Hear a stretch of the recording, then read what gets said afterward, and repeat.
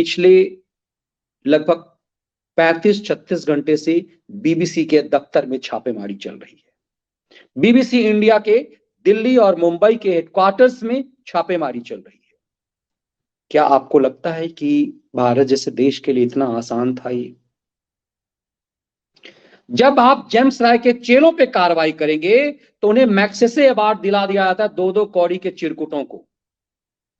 और लाइब्रेरी में काम करने वाला रवीश पांडे, उसको पत्रकार बना दिया जाता है और उसके बाद उससे वो सब कराया जाता है जो कोई और नहीं कर सकता था। उसे मैग्सेसे अवार्ड दिला दिया जाता ताकि जब ही आप सरकार उसे छुएगी तो पूरे दुनिया के मीडिया में होगा कि भारत ने मैग्सेसे अवार्डी के साथ कार्रवाई की। इसीलिए इन सबको छूना मुश्किल होता है और इंटरनेशनल एनजीओ के माध्यम से इस तरह के खेल होते हैं। अब जरा सबसे पहले मैं आपको बता दूं कि जब बीबीसी के अंदर छापेमारी हुई तो इंटरनेशनल मीडिया ने भारत के खिलाफ क्या मुहिम चलाया। ब्लूमबर्ग अमेरिका का है, उसने बीबीसी पर छापेमारी की टाइम को लेकर सवाल उठाया और कहा कि अब प्रेस पर भारत का ताजा हमला है। अपनी रिपोर्ट में उसने ब्लूमबर्ग ने कहा कि 3 हफ्ते पहले ब्रिटिश बीबीसी से ने सांप्रदायिक दंगे पर मोदी की भूमिका के लिए डॉक्यूमेंट्री बनाई थी। 2002 के दंगे में नरेंद्र मोदी ने गुजरात राज्य में भारी नुकसान पहुंचाया था। सोच लीजिए किस स्तर की का ये इंटरनेशनल मीडिया कर रहा है। मोदी सरकार ने डॉक्यूमेंट्री पर प्रतिबंध लगा दिया और विश्वविद्यालय में इसकी स्क्रीनिंग पर सोशल मीडिया के प्लेटफॉर्म को ब्लॉक करवा दिया। ब्लूमबर्ग ने लगातार ये कहा कि ये मोदी के ऊपर डायरेक्ट हमला किया, कि इस मोदी ने अपने गुजरात में ऐसा किया था। द गार्डियन, ब्रिटेन का प्रमुख अखबार द गार्डियन ने छापेमारी को लेकर कहा कि मोदी पर गुजरात दंगों में संलिप्तता के आरोप लगते रहे हैं, इसे लेकर अमेरिका ने उन्हें लगभग 1 दशक तक प्रतिबंध कर दिया था। सोच लीजिए, द गार्डियन लिख रहा है इस बात को कि अमेरिका ने प्रतिबंधित कर दिया था। और अब हम आपको दिखाएंगे कि ये अखबार ऐसा लिख रहा है और इसके राष्ट्रपति और उसके प्रधानमंत्री आपके प्रधानमंत्री के लिए कैसे रेड कार्पेट बिछा रहा है। जरा फर्क को समझिएगा। द गार्डियन आगे लिखता है कि अमेरिका ने उन्हें लगभग 1 दशक तक प्रतिबंधित कर दिया था। अखबार ने लिखा कि बीबीसी ने छोटा सा बयान जारी कर रहा है कि वो जांच में सहयोग कर रही है। बीबीसी इससे ज्यादा कुछ नहीं लिख रहा है कि जांच में सहयोग कर रहे हैं। ब्रिटेन की सरकार ने छापेमारी को लेकर अब तक कोई प्रतिक्रिया नहीं दी है। ये बात द गार्डियन लिख रहा है, मतलब ब्रिटेन का अखबार ही लिख रहा है कि हमारी सरकार इस पर कोई प्रतिक्रिया नहीं दे रही है। रिपोर्ट में आगे कहा गया है कि ब्रिटेन के विदेश मंत्रालय के अधिकारी ने कहा कि उन्हें बीबीसी से के बात की थी, इस घटना पर बात की थी तो बीबीसी ने पहले राजनीतिक समर्थन लेने से इनकार करती रही है। वो ये दिखाने की कोशिश करती रही कि सरकार एक ब्रिटिश सरकार से अलग है। ये विदेश मंत्रालय कह रहा है कि हमें इस पर कुछ नहीं करना क्योंकि बीबीसी ने हमें कुछ भी नहीं कहा है और हम इस बात से यदि आपको कुछ भी चर्चा करना तो भारत सरकार से बात कीजिए। अल जजीरा कतर स्थित जजीरा ने अपनी रिपोर्ट के शीर्षक में दिया है कि मोदी पर डॉक्यूमेंट्री पर विवाद के बीच बीबीसी के दफ्तरों पर इनकम टैक्स की रेड हुई है। अल जजीरा ने अपनी रिपोर्ट में लिखा है, यूट्यूब और ट्विटर पर डॉक्यूमेंट्री के प्रसार को रोकने के लिए सरकार के प्रयासों से 2024 के आम चुनाव में मोदी के लिए एक राजनीतिक संकट को पैदा हो गया है, इसीलिए इस पर बैन किया गया है। इंटरनेशनल मीडिया का खेल देख लीजिए। द न्यूयॉर्क टाइम्स, वही न्यूयॉर्क टाइम्स जिस पर केजरी के शराब मंत्री का महिमा मंडन हुआ था, फ्रंट पेज पर एड की तरफ न्यूयॉर्क टाइम्स ने लिखा है कि अमेरिका के न्यूयॉर्क टाइम्स में एक रिपोर्ट में लिखा प्रधानमंत्री नरेंद्र मोदी को सरकार ने बीबीसी की डॉक्यूमेंट्री पर प्रतिबंध लगाने के बारे में उनके दफ्तरों पर छापेमारी की। डॉक्यूमेंट्री में देश में मुस्लिम अल्पसंख्यकों के साथ मोदी सरकार के व्यवहार की आलोचना की गई है। न्यूयॉर्क टाइम्स लिखता है कि मोदी के शासन में भारतीय अधिकारियों ने अक्सर स्वतंत्र मीडिया संगठनों, मानवाधिकार समूहों और थिंक टैंकों के खिलाफ इस तरह की छापेमारी की कार्रवाई की। इन संस्थानों के कार्यकर्ताओं का कहना है यह उनके फंडिंग और स्रोतों पर निशाना बनाकर उनकी आवाज को दबाने की कोशिश की है। अब समाचार एजेंसी एपी है, जैसे पीटीआई है अपने यहाँ, एएनआई है अपने यहाँ, वैसे ही अमेरिका की स्थिति कंपनी है एपी, एसोसिएट प्रेस लिखता है कि इनकम टैक्स के रेट में बीबीसी की डॉक्यूमेंट्री से जोड़ा जा रहा है। एपी ने अपनी रिपोर्ट में लिखा है कि मोदी की पार्टी कई सांसदों ने डॉक्यूमेंट्री को देश की संप्रभुता पर हमला बताया है और इसीलिए इस तरह से उसको बैन किया गया है। रिपोर्ट लिखा, ह्यूमन राइट्स वॉच ने कहा है कि डॉक्यूमेंट्री पर प्रतिबंध लगाना मोदी सरकार ने में अल्पसंख्यकों पर व्यापक कार्रवाई को दर्शाता है। अब जरा सोचिए इन सब चीजों को। डॉन अमेरिका जो पाकिस्तान का है, पाकिस्तान का अखबार डॉन लिखता है कि अपनी एक रिपोर्ट में लिखी, पीएम मोदी ने सत्ता में आने के बाद भारत सरकार में प्रेस की स्वतंत्रता कम हुई है।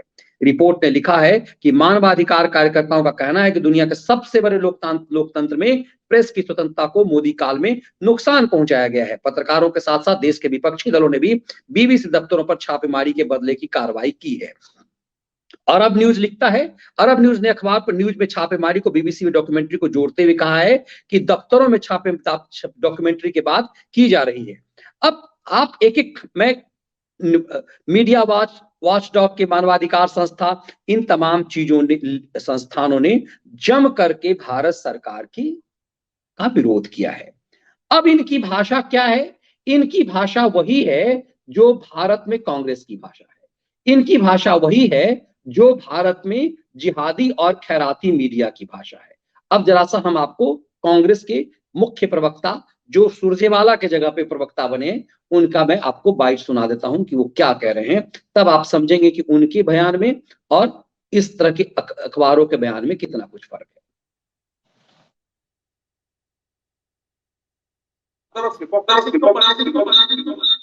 डाल रहा है एडिटर्स गिल्ड के, अरे साहब G20 की आपको एक रोटेशनल चेयरमैनशिप मिली है, पूरा विश्व भारत को देख रहा है।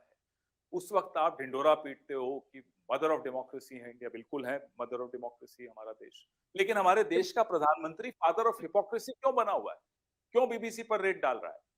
एडिटर्स गिल्ड के स्टेटमेंट का हम पूरा समर्थन करते हैं और नरेंद्र मोदी पत्रकारिता पर का मुंह बंद करने के षड्यंत्र रचते हैं, उससे अब उन्हें बाज आना चाहिए। पूरे विश्व में भारत की जग हंसाई तो हम नहीं होने देंगे। एक प्रधानमंत्री, इनसे पहले भी बहुत प्रधानमंत्री आए, इनके बाद भी आएंगे, लेकिन एक इस प्रधानमंत्री की वजह से देश की हंसी उड़े, देश के लोकतंत्र की हंसी उड़े, ये हमें बर्दाश्त नहीं। अरे साहब G20 की आपको एक रोटेशनल चेयरमैनशिप मिली है, पूरा विश्व भारत को देख रहा है। उस वक्त आप ढिंडोरा पीटते हो कि मदर ऑफ डेमोक्रेसी है इंडिया। बिल्कुल है, मदर ऑफ डेमोक्रेसी हमारा देश, लेकिन हमारे देश का प्रधानमंत्री फादर ऑफ हिपोक्रेसी क्यों बना हुआ है? क्यों बीबीसी? अब आप देखिए कि कांग्रेस की भाषा, हमने आपको जितने दुनिया भर के अखबारों को सुनाया, इसकी भाषा में कोई फर्क नहीं है। मतलब कांग्रेस पार्टी अपने ही देश के खिलाफ मुहिम चला रही है, तो दूसरी तरफ आप देखेंगे कि जितने खलिहर खैराती हो चुके हुए हैं, जेम्स राय के चेले समेत वो राजीव शुक्ला का सनसनीबाज गैंग, वो कार पब में पार्किंग में पत्रकारिता करने वाला, ये पूरा गैंग छिछोरों का जो खलिहर हो चुका हुआ है, इस पूरे गैंग ने मुहिम चला दी है कि बीबीसी, आप चले जाइए सनसनीबाजों के चैनलों पे, जो कहा करता था कि टीवी में पढ़े लिखे लोगों की जरूरत नहीं है। इन अनपढ़ों की कौम ने, जिसकी कुल जमा पूंजी है किसी कांग्रेस नेता की पूंछ पकड़कर पत्रकार बन जाना, उन चिरकुटों की टोली ने भारत के खिलाफ मुहिम चला दिया है कि भारत में गला घोंटा जा रहा। सोचिए, यदि गला घोंटा जा रहा होता पत्रकारिता में, तो ये फर्जीवाड़ा जो अरविंद केजरीवाल के सामने अपने आप को बेचने वाला, हाथ मसलने वाला और दाढ़ी वाला चिरकुट, और वो सनसनीबाज गैंग, ये जो रोज की स्टोरी देखिए, कि रोज इसके थंबनेल्स को देखिए, तो रोज जो भारत के खिलाफ मुहिम चला रहा है, यदि भारत में इतना ही यदि नरेंद्र मोदी की सरकार के दौर में मीडिया को दबाया जा रहा है, तो सोशल मीडिया के दौर में जो इतना जहर ये गैंग उगल रहा है, ये आयर टायर गायर जा रहे जिसमें वेब लड़ाके जो हैं, इतना भारत के खिलाफ जो खेल कर रहा है, क्या कर सकते थे क्या? जितने खलियर हो चुके हुए हैं, ये तमाम खैराती जो मुहिम चला रहे हैं, वो चला पाते क्या? नहीं चला पाते। अब जरा सोचिए कि बीबीसी पर क्या कार्रवाई है। बीबीसी पर डॉक्यूमेंट्री का मामला नहीं है, लेकिन सोचिए कि तमाम अखबार क्या लिख रहा है कि डॉक्यूमेंट्री बनाया। इसलिए डॉक्यूमेंट्री क्यों बनाओगे तुम? फर्जीवाड़ा का डॉक्यूमेंट्री बनाओगे? मतलब जिस मामले को लेकर सुप्रीम कोर्ट, भारत की सुप्रीम कोर्ट की अगुवाई में जो एसआईटी बनी, भारत की सुप्रीम कोर्ट ने इस मामले में माना कि गुजरात की सरकार का किसी भी मंत्री, किसी भी अधिकारी का दंगा से कोई लेना देना नहीं। सरकार उस समय कांग्रेस की थी, कांग्रेस की सरकार के समय सीबीआई जांच हुई, कांग्रेस की सरकार के समय में सुप्रीम कोर्ट की अगुवाई में एसआईटी बनाई गई, और जब कांग्रेस की सरकार थी तो 2013 में सुप्रीम कोर्ट ने अपना फैसला दे दिया। उसके बाद फर्जीवाड़ा तरीके से प्रशांत भूषण, कपिल सिब्बल, तिस्ता सितलवार, इन गैंग ने जकिया जाफरी का मामला लेकर के फिर से पुनर्विचार याचिका सुप्रीम कोर्ट में दाखिल किया। और उस पुनर्विचार याचिका ने में भी पिछले साल नरेंद्र मोदी और गुजरात की सरकार को क्लीन चिट दे दिया और ये कहा कि तिस्ता तलवारों के खिलाफ कार्रवाई करना चाहिए। ये लोग नेम फेम के लिए, अपने एनजीओ का धंधा चलाने के लिए लगातार भारत को बदनाम कर रहे हैं। तो ये देश अपने सुप्रीम कोर्ट को मानेगा, अपने संविधान को मानेगा, या चिरकुट दुनिया भर के जो फर्जीवाड़ा का, जो बीबीसी जो फर्जीवाड़ा करेगा उसको मानेगा? तब समझ में आएगा कि बीबीसी में ये रिपोर्ट किसने तैयार की। फिर मैंने कल मैंने विश्लेषण किया था कि जालियांवाला बाग में जनरल डायर ने भले ही आदेश दिया, लेकिन गोली चलाने वाले, निहत्थों पे हमला करने वाले भारत के सिपाही थे। तो ये जो बीबीसी में जो काम कर रहे हैं वो इंडियन जर्नलिस्ट हैं। और मैंने फिर कहा, मैं बहुतों को जानता हूं जिसका पारिवारिक परिवेश विद्यार्थी परिषद से है और बीबीसी में काम करता है। बीबीसी में हर किसी की, मैं भी एक जर्नलिस्ट के रूप में मेरी भी महत्वाकांक्षी इच्छा थी कि मेरी भी बीबीसी में मुझे हो, मेरा सिलेक्शन नहीं हुआ बीबीसी में, लेकिन कुछ लोग जिनका सिलेक्शन उस दौर में हुआ, जिस समय में बीबीसी में होना बड़ी बातें हुआ करती थी। बाद में तो रेडियो खत्म हो गया तो वेबसाइट में तो धड़ल्ले से भेड़िया धसाना नियुक्ति होती है, लेकिन उस समय में जब रेडियो था बीबीसी में तो बहुत सेलेक्टेड लोग होते थे। बिहार से एक पत्रकार का चयन होता था, झारखंड से एक पत्रकार का चयन होगा, जब बाद में झारखंड हुआ तो उससे पहले एक स्टेट पूरे उत्तर प्रदेश में एक पत्रकार हुआ करता था। तो इसका मतलब है कि टफ कंपटीशन था। लेकिन अब वेबसाइट हो गया तो धड़ल्ले से नियुक्ति होती है, और उस वेबसाइट पे जो भारत के खिलाफ जय बीबीसी की तरफ से होता है वो छापने वाले कौन होते हैं? यही के लोग होते हैं। तो इसका मतलब है कि पूरा एजेंडा यहाँ का है। न्यूयॉर्क टाइम्स में जो खबरें भारत के खिलाफ छपती है कौन छपाता है? द गार्डियन में, अलग अलग अखबारों में जो छपता है वो कौन छपाता है? वो यहां से लोग छपवाते हैं। अब इस खेल को समझिए कि जब बीबीसी के दफ्तर में इनकम टैक्स डिपार्टमेंट घुसता है, बीबीसी पर सीधे ऐसा नहीं कि बैन कर दिया गया कि तुमने अखबार नहीं छापोगे तुम फर्जीवाड़ा है। बीबीसी पर आरोप लगाया कि बीबीसी की फंडिंग कहां से हो रही है, बीबीसी इनकम टैक्स नहीं दे रहा है, बीबीसी की जो है मनी लॉन्ड्रिंग का धंधा कर रहा है क्या? सरकार इस बात की जांच कर रही है और इसीलिए दफ्तर के अंदर घुस करके पूरी तरह से सील कर दिया गया दफ्तर। कोई सामान्य मामला नहीं है। ये भारत का डिटर्मिनेशन दिखाता है, भारत की ताकत को दिखाता है कि बीबीसी जैसी संस्था जिसको माना जाता है कि इंटरनेशनल लेवल पे सबसे बड़ा न्यूज संस्था है, उसकी एक तरह से नकेल कस दी है, इसलिए कि तुम लगातार भारत के खिलाफ धंधा करते हो। और ये आज से नहीं है, इंदिरा गांधी के जमाने से, पंडित नेहरू के जमाने से बीबीसी का ये धंधा रहा है, लेकिन भारत का इतना गट्स उस दौर में नहीं हुआ करता था। मैंने आपको जो कल बताया था किस तरह से निर्भया हत्याकांड मामले में भारत को बदनाम किया गया, कि भारत को बताया गया कि भारत जो है एक रेप कंट्री है, और उसके बाद पूरी तरह से एक षड्यंत्र, एक फर्जीवाड़ा उसमें भी किया गया। कई तरह के डॉक्यूमेंट्री कोलकाता पे बनाए गए। पूरा बीबीसी ने लगातार भारत की छवि खराब करने की कोशिश की।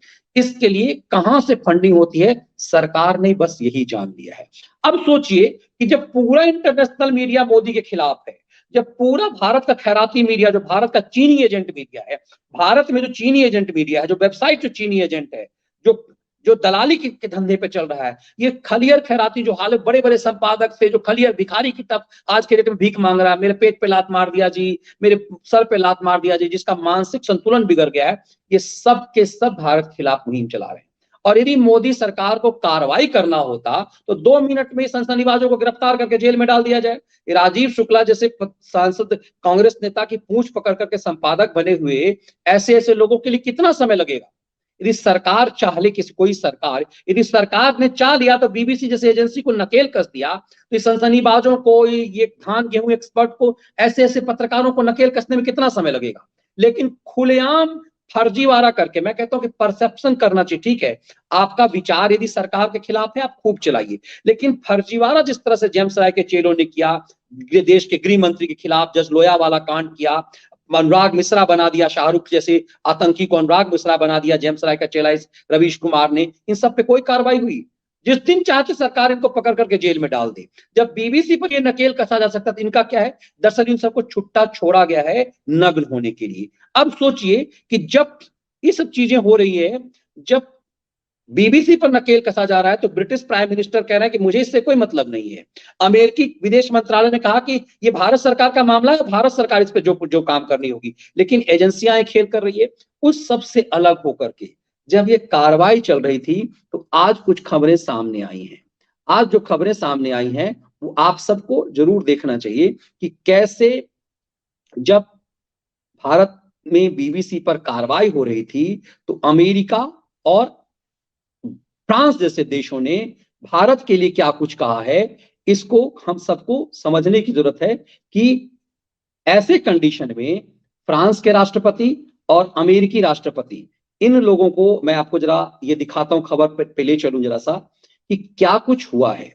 ये आपको मैं अमेरिका के राष्ट्रपति जो बाइडेन का दिखा रहा हूं कि कैसे जो बाइडेन की तरफ से, चूंकि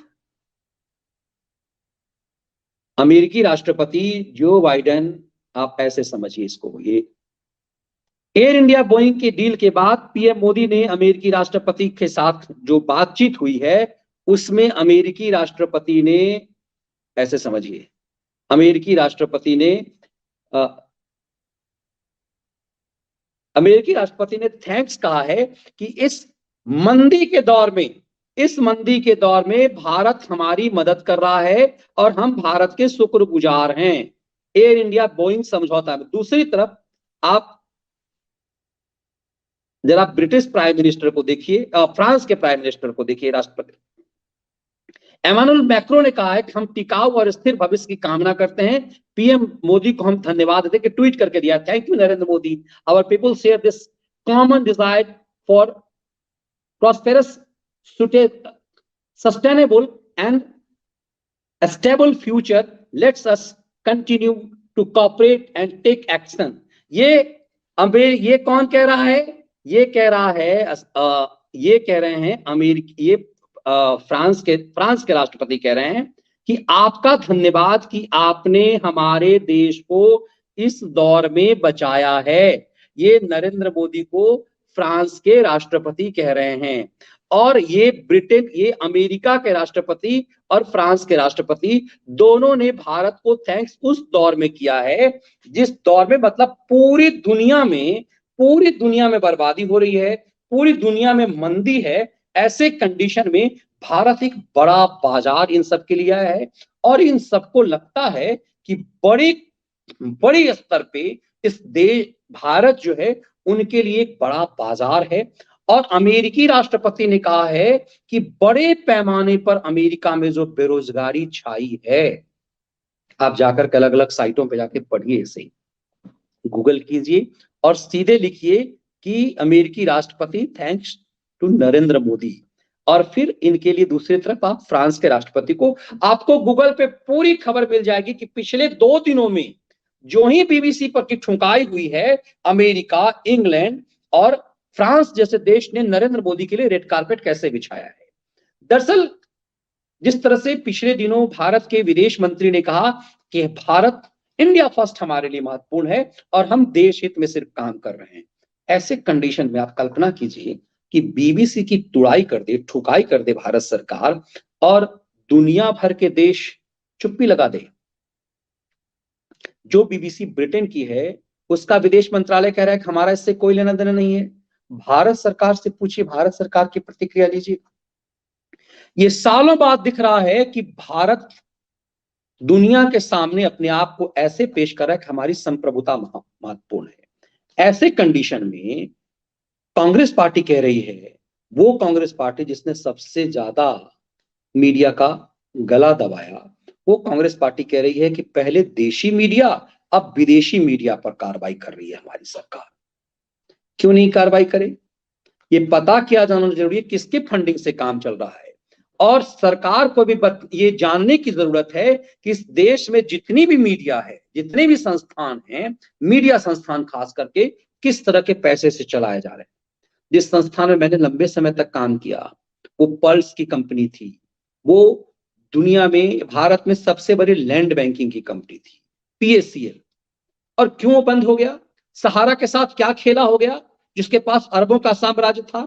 ये सब चिटफंडिये लोग, ये अवैध धंधा करने वाले लोग ये मीडिया का धंधा करते थे। आज भी इसी ढंग के लोग इस तरह के धंधा करते हैं। और मैंने पत्रकारिता के काला अध्याय में यह भी अपने किताब में इस चीज की भी व्याख्या की है, कैसे मीडिया की कंपनी जो चलाते हैं उनमें से ज्यादातर की कंपनियों का धंधा क्या है।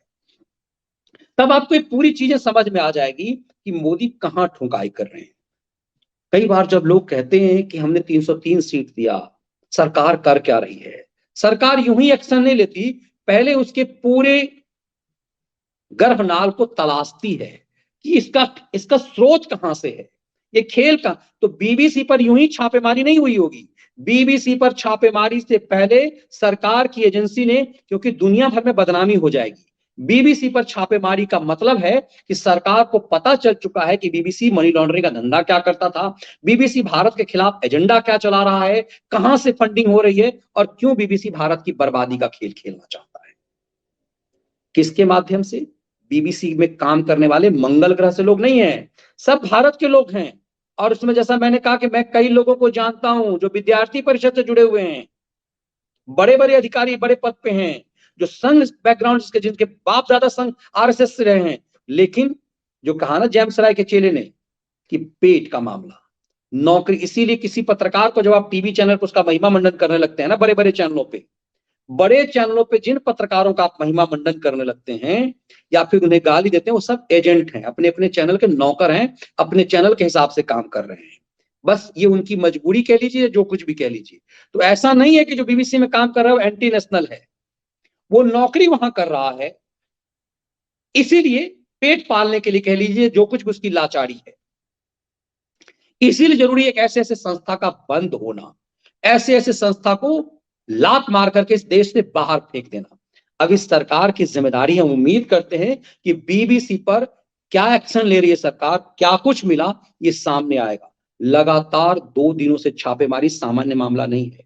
इसे यूं मत समझिएगा कि बीबीसी पर छापेमारी हो गई तो विश्व सरकार जो औने पौने काम कर रही है। इसका मतलब है कि सरकार को बहुत कुछ पता चल चुका है कि बीबीसी इस देश के खिलाफ षड्यंत्र क्या कर रहा था, और क्या सचमुच कहने के लिए बीबीसी है और फंडिंग क्या चाइना से आ रहा है।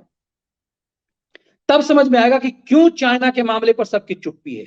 और फिर इस चीज को समझिए, स्टैब्लिशमेंट, भारत के स्टैब्लिशमेंट के खिलाफ हम लोगों ने कल एक खबर चलाई कि योगी आदित्यनाथ को अफसरशाही पर नकेल कसना चाहिए, क्योंकि वहां जिस तरह से एक गरीब परिवार को जिंदा जला दिया गया, उस पर पूरी खैराती मीडिया की चुप्पी है। कल्पना कीजिए कि यदि उत्तर प्रदेश में ये केस किसी दलित के साथ हुआ होता, किसी मुस्लिम परिवार के साथ हुआ होता तो क्या होता। आज ये पूरे खैरातियों के गैंग जो है आग लगा देती, सामान्य मामला नहीं हुआ।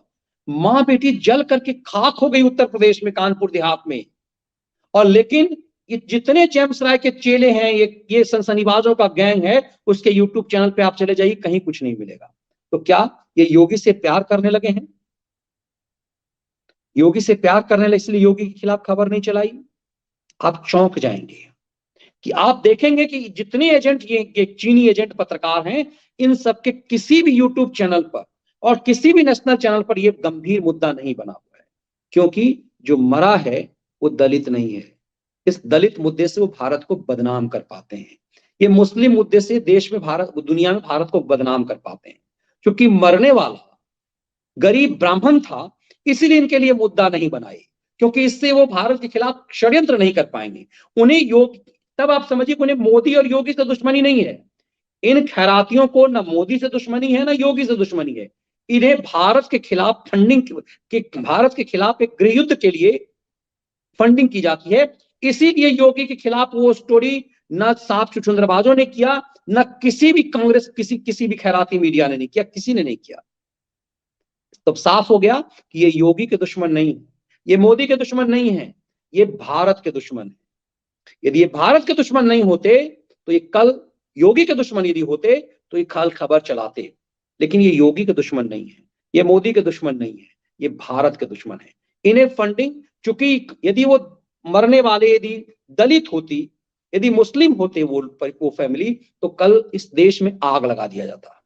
लेकिन ये चुप्पी देखिए, तब आपको समझ में आएगा कि उत्तर प्रदेश में जो फर्जी जातिवाद वाला जो ये कहानी गढ़ी गई रेप का कई शहरों का, तो योगी के खिलाफ मुहिम कैसे चलाया गया। इसका मतलब है कि किसी योगी के खिलाफ इनका मुहिम नहीं है, इसका मुहिम भारत के एस्टेब्लिशमेंट के खिलाफ है, भारत की स्थिर गवर्नमेंट के खिलाफ है, और यही साजिश चल रही है।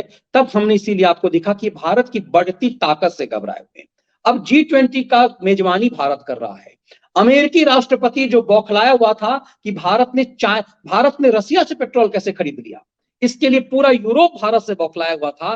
भारत के विदेश मंत्री को बुला करके पूछा गया, तुमने रसिया से कैसे खरीद लिया पेट्रोल, तुमने रसिया से बाजार क्यों, जबकि हम रसिया को हमने पूरा यूरोप ने, अमेरिका ने रसिया को बाइकाट किया हुआ था। उस समय भारत ने रसिया के साथ सौदा किया, हमारी अपनी दोस्ती की यारी के कारण, और रसिया हमें इंटरनेशनल बाजार में सबसे सस्ता पेट्रोल मुहैया करा रहा था, हमें उसकी जरूरत थी। भारत का स्टैंड था। आज वही अमेरिका जो रसिया के मामले में भारत का विरोध हो रहा था, आज हाथ फैलाए खड़ा है भारत के सामने कि हमें मदद करो, हमारे लोग बेरोजगार हो गए हैं। यूएसए में हमारे बहुत सारे एनआरआई साथी हैं, वो अक्सर फोन करके कहते हैं कि बहुत बुरे दौर से अमेरिका गुजर रहा है।